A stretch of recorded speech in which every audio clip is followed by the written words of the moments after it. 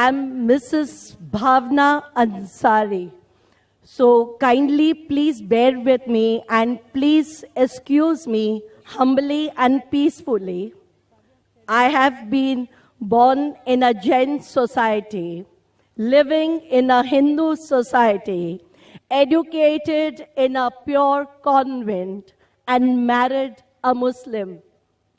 I have married as per the Indian Marriage Act, and I'm staunchly, eagerly waiting to accept Islam as my wholehearted religion.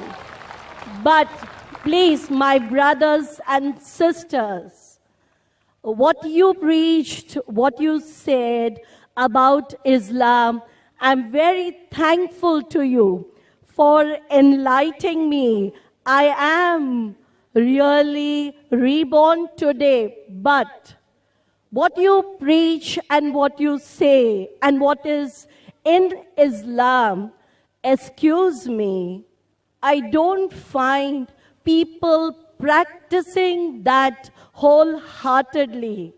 They are not attracting me. Can you please give me a solution? Because when you speak of fundamentalism in Islam, it is positive. When you speak of intolerance, it's positive. But in practice, I don't find. So can you please guide me?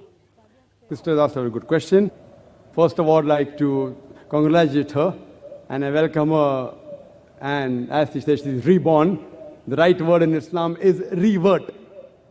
Because according to our beloved Prophet Muhammad sallallahu alaihi wasallam, every child is born in din al-fitr, is born as a Muslim. Muslim means a person who submits his will to Almighty God.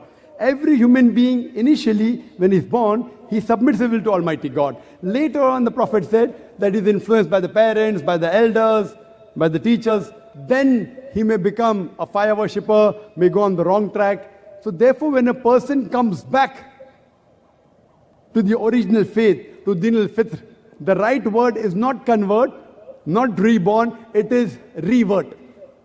So sister, I welcome you back to this faith of peace and submitting your will to Almighty God.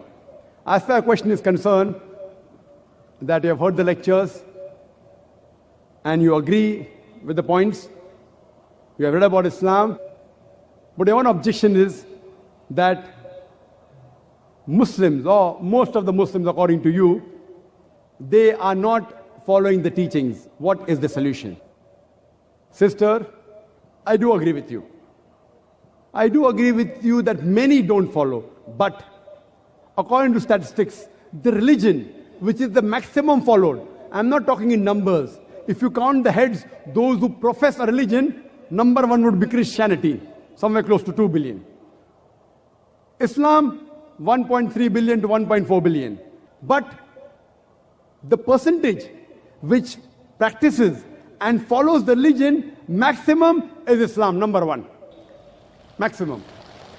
But yet, I do agree with you that in terms of numbers, because 1.3 billion followers, even if it be a small percentage, the numbers will run in millions of Muslims don't follow the religion. Therefore, sister, to understand Islam, don't look at Muslims, please. And I always say, to understand a religion, don't look at the followers of the religion, but look at the authentic sources. Please don't look at me. Don't look at the Muslims around you. And I gave you the example of the car and the driver. If you want to know how good the car is, and if a person who does not know how to drive sits behind the steering wheel and he has an accident, he bangs up the car, who will you blame, the car or the driver? You'll blame the driver. So please don't understand Islam by looking at the Muslims. That's the reason we are giving these lectures for both Muslims and non-Muslims alike. Those Muslims who have shortcomings, we are trying to get them closer to the truth. Because they may be namesake Muslims, we are trying to make them practicing Muslim. At the same time, we are delivering the message of Islam to the non-Muslims also, so that you understand this religion. And though you were born in a Jain family, and you had non-Muslim around you, you're married to a Muslim, but today, maybe after hearing the lecture, and after learning about Islam, you have come back to the faith.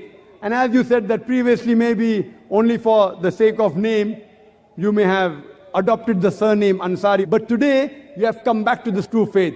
And we congratulate you, sister. And please, sister, if you want to look at a Muslim, to understand Islam, the best example is the last and final messenger, Prophet Muhammad, peace be upon him. This book, the Quran, and the sayings of the Prophet have the solution for the problems of humanity. Don't look at the Muslims. Some Muslims may be close to Islam, some may be far away from Islam. So look at the main source. Understand it, follow it. Inshallah, you'll get peace in this world as well as the hereafter. Inshallah. Thank you very much. Thank you.